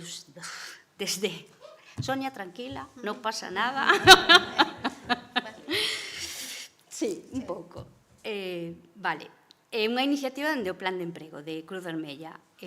Promove a igualdade no mercado de traballo dende un enfoque interseccional para reducir as fendas de xénero das que falábamos en mulleres que a desigualdade estructural suman outros factores de discriminación que as fan vulnerables. Este desenvolvemento faise a través de dous ámbitos. O primeiro é a través de itinerarios pola igualdade no emprego, dirixidos directamente ás mulleres participantes do proxecto e que melloran a súa empregabilidade e o seu apoderamento. E, como segundo ámbito, promoción de mercados inclusivos. Vale. Promoción de mercados inclusivos, igualitarios e seguros, principalmente en alianza con empresas, pero tamén coas administracións e o conxunto da sociedade, para promover a igualdade de oportunidades e de trato no emprego e debilitar barreiras. Vale. Como se desenvolve a intervención no proxecto? Esta intervención, a primeira, vou a contar así un pouco as fases, aínda que isto, como xa sabemos, non é un ABC da intervención, non sempre se sigue unha liña continua, sino que si este primeiro paso é esencial e prioritario, que sería a valoración inicial e activación, donde se fai un diagnóstico personalizado para identificar competencias, recursos, obstáculos. Isto garantiza que as estrategias que se vayan a levar a cabo con esta muller de cara á búsqueda de emprego, de cara a necesidade de outros recursos, este totalmente adaptado ás súas circunstancias. Se lle brinda sempre apoio. Eu creo que é totalmente esencial o acompañamento. Este acompañamento vai a ser primordial en todas as fases do proxecto. Creo que, ademais, aquí o nomeamos en casi todos os profesionais que estivemos que é totalmente necesario este acompañamento das mulleres, non? Este acompañamento emocional, este acompañamento na búsqueda de emprego, de conveniar con elas que camiño profesional levar, adaptado sempre ás condicións personais, de conciliación, de ferramentas, de habilidades. Un segundo paso sería a orientación. Nesta fase, defínese o obxectivo profesional a través de actividades como un testeo de oficios, a sensibilización, o cambio de mentalidade, é dicir, se lle pode ofrecer ás participantes do proxecto diferentes testeos de oficios para que tamén abrir esas posibilidades en oficios ou en traballos pois ata agora masculinizados, que ao mellor nunca se lles pasaría pola cabeza pois poder traballar de conductoras de autobús, como tivemos pois unha experiencia con unha empresa de transporte de autobuses, pero que sí, a través dese traballo de empoderamiento, de dar ferramentas, de formación, sí cabe esa posibilidade tamén. Enlazo todo isto con unha fase de formación, aí é onde se seleccionan os perfis máis axeitados en colaboración co equipo de prospección e, se fose necesario, en colaboración tamén coas empresas. Se planifica o programa formativo, sistema de avaliación e seguimento de prácticas. Tamén existe a opción dunha intermediación laboral, é dicir, dependendo desa valoración e dese diagnóstico inicial das mulleres no ámbito do emprego, pode haber unha intermediación laboral directa sin pasar pola fase de formación, porque ao mellor esa persoa ten as habilidades suficientes para facer esa entrevista de traballo onde con esa alianza nesa empresa pois pensamos que o perfil axeitado. Se dan formación en competencias digitais. Agora mesmo, pois, a economía e o mercado laboral exixe unhas competencias digitais que moitas veces, no caso de mulleres, temos esa fenda digital, non? No uso e... Entón, nosotros damos esa formación en esas competencias para continuar con ese empoderamento, non? Facer unha videoconferencia, facer unha entrevista por Zoom, pois moitas veces resulta difícil se non tes un manexo digital. E despois, unha das actividades tamén importantes é a información sobre dereitos e deberes. As participantes teñen que coñecer os seus dereitos e deberes como cidadáns e dereitos e deberes laborais. Isto forma parte dese apoderamento, non? Durante todo este proceso sempre hai un seguimento e avaliación, un seguimento do propio proceso de orientación e incluso nese resultado final de inserción laboral podemos decir que tamén hai un seguimento, bueno, pois que ás veces esa inserción é satisfactoria ou non é satisfactoria.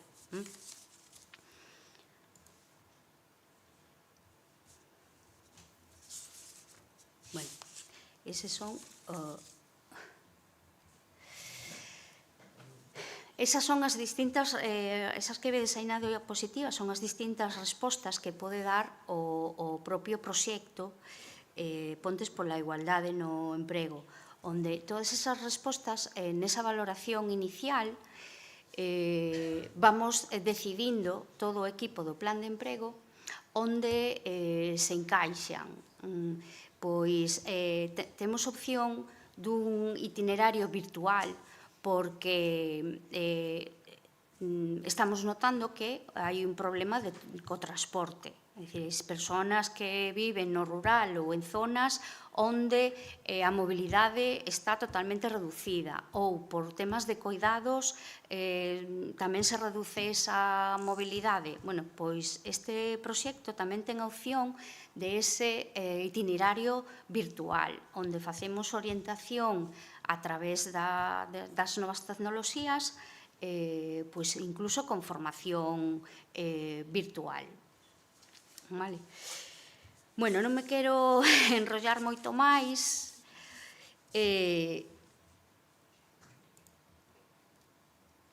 Hai unha opción de cooperación empresarial. Un dos elementos claves deste programa é a colaboración con empresas e o fomento de entornos laborais inclusivos e seguros. A través do equipo de prospección, realízase un mapeo de ofertas en sectores masculinizados e recábase información sobre as medidas de igualdade e conciliación das empresas colaboradoras. É dicir, tamén se fai un estudio e investigación de boas prácticas nas empresas sobre igualdade e se fan alianzas con estas empresas. Así xa para unha breve conclusión desta ponencia, dice o proxecto Pontes pola Igualdade no Emprego de Cruz Vermella representa unha iniciativa importante na atención e apoderamento de víctimas de violencia de xénero, abordando de maneira integral as múltiples barreiras que estas mulleres enfrentan no seu camiño hacia a empregabilidade. A través dun enfoque centrado nos dereitos e a interseccionalidade, o proxecto mellora as habilidades e competencias laborais das participantes. Tamén se compromete a crear un entorno de apoio que lles permita reconstruir a súa autonomía económica e social. O proxecto integra a sensibilización das empresas e a promoción de entornos laborais inclusivos e libres de violencia, ao fomentar a corresponsabilidade e a igualdade de oportunidades. se estamos contribuindo á construción dunha sociedade máis xusta e equitativa, onde cada muller, independentemente da súa historia, teña a posibilidade de alcanzar o seu máximo potencial. Só coa colaboración activa de todos os actores sociais podemos avanzar cara a un futuro onde a igualdade de xénero sexa unha realidade tangible, un futuro onde cada muller poderá vivir sen medo, recuperar a súa dignidade e desenvolver todo o seu potencial. Isto non é só un obxectivo desexable, é unha responsabilidade compartida que nos compromete como sociedade. O camiño cara á igualdade real pasa por accións como esta, que demostran que o cambio é posibilidade cando as mulleres atopan apoio, oportunidades e a confianza para soñar cun futuro mellor. Non sei, por min rematou esta... non sei se preguntas... Bueno, quería agradecervos o ser capaz de resumir, non, todo o traballo diario de diferentes profesións neste ámbito de violencia de xénero, porque é moi complexo resumir ao final tanto traballo en 15-20 minutos, non? Damos paso a unha quenda de preguntas. Non sei se tedes preguntas para algunha das poñentes.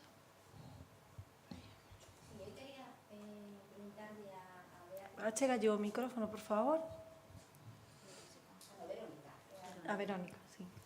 Claro, moitas veces vos sodes a primeira cara que ven as vítimas, non? Entón, eu quería saber un pouco como é ese protocolo, non, de actuación cando chega unha vítima e tamén que é o que se valora, o que valorades, vale, para determinar ese grado de La valoración de riesgo. A valoración de risco, sí. Vale. Bueno, quenes formades o que a equipa e, bueno, un pouco eso, como o funcionamento do mesmo. La valoración de riesgo básicamente es un programa que te hace Biogen. Son una serie de preguntas en las cuales no se le hace directamente a la víctima, se le hace un poco después del relato que te ha contado, de toda la denuncia y de todo lo que te ha manifestado. No se le preguntan directamente, hay ciertas cosas que las va sacando a través de lo que va narrando la denunciante. Entonces, no me acuerdo exactamente ahora cuántas preguntas son, no sé si tú sabes, Manuel, o si te acuerdas. No sé, bueno, son diferentes apartados en cuanto a la víctima, en cuanto al agresor, y se va contestando a ese tipo de preguntas, ¿no? Las respuestas son muy simples, es sí, no o no se sabe. Siempre hay que intentar evitar la contestación del no se sabe y en función del tipo de contestación que se ha hecho a ese cuestionario, el programa es un programa automatizado. Un programa informático. Entonces. Un programa informático. Te arroja una valoración de riesgo y en función a esa valoración de riesgo se establecen un tipo de medidas de protección. No sé si he contestado así un pouco a tu pregunta. Sí, contestado está. Digo que me parece complexo para determinar eso, para valorar ese risco, non? Que es esas preguntas... O sea, que se quede eso en nada máis con as preguntas, non? Claro, O sea, unha valoración a través dun programa informático. Lo que es dentro de lo que es la denuncia, dentro del atestado, aparte de la valoración de riesgo, o sea, van las manifestaciones tanto de la víctima como de los testigos, como de todo lo que se aporte, ¿no? En este caso, pues si hay amenazas por WhatsApp, por vídeos o por lo que sea, todo en este caso yo creo que influye a la hora de mandarlo al juzgado, pero lo que es en sí la valoración de riesgo se hace a través del sistema Biogen. Pues aparte de decir que detrás de esas valoraciones de Biogen hay estudios científicos en los que se hace un estudio precisamente por los casos de... Que detrás de esas valoraciones, además, de la valoración policial de riesgo, de esos ítems que se utilizan para valorar, hay unos estudios científicos basados además precisamente en los estudios que se hacen por cuando hay víctimas mortales, qué fue lo que sucedió y demás. Y ese tipo de preguntas, por ejemplo, una de las preguntas que se incluye ahora en la valoración de Biogen es si el autor se intentó suicidar alguna vez. eso eleva automáticamente el riesgo de una víctima. Si una víctima va a hacer una declaración, en este caso a un puesto de Guardia Civil, se hace toda esa valoración policial de riesgo, y en esa valoración policial se habla de menores que puedan ser agredidos, porque además de las valoraciones de riesgo, cuando se hacen las primeras valoraciones se elevan 5 niveles de riesgo, no apreciado, bajo, medio, alto y extremo. Si esa víctima tiene un nivel de riesgo extremo, tiene a fuerzas y cuerpos de seguridad 24 horas delante de su puerta. O sea, está totalmente vigilada mientras no desaparezca ese riesgo, que puede ser porque no se haya detenido todavía al autor, por ejemplo, u otras circunstancias. Y bueno, eso, decir que porque a veces parece que queda así como muy...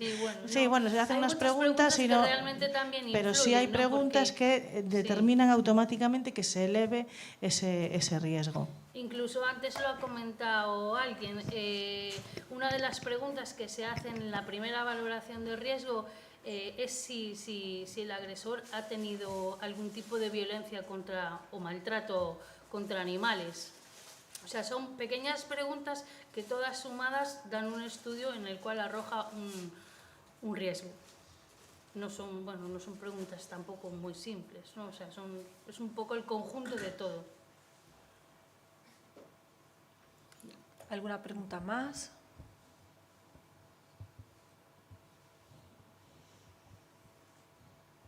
No. Bueno, pues nada, damos por finalizada la mesa redonda. Un aplauso, por favor, para las ponentes. Gracias por acompañarnos. Al salir os facilitarán los certificados de la jornada, allí en la mesa mi compañera Alba. Y nada, haremos un pequeño receso para comer y estaremos de vuelta a las 4:30. ¿Vale? Gracias. Bueno, yo quería decir una cosa, vale. Nosotros que sepáis que tanto por parte del equipo de Biogen de la Guardia Civil estamos aquí en la oficina de Mugardos. Nosotros estamos encantados, ya trabajamos con muchos, ¿no? Con muchos CIN y con muchos servicios sociales, pero estamos encantados de que nos vengáis a preguntar cualquier cosa de las dudas que tengáis, porque bueno, yo no me dedico a hacer charlas, entonces bueno, mis nervios son un poco más, pero bueno, que cualquier duda que tengáis, como por ejemplo, todavía no nos conocíamos o cosas, a trabajar en las distintas entidades y cualquier cosa que necesitéis, que estamos con la puerta abierta y encantados, vamos. Gracias.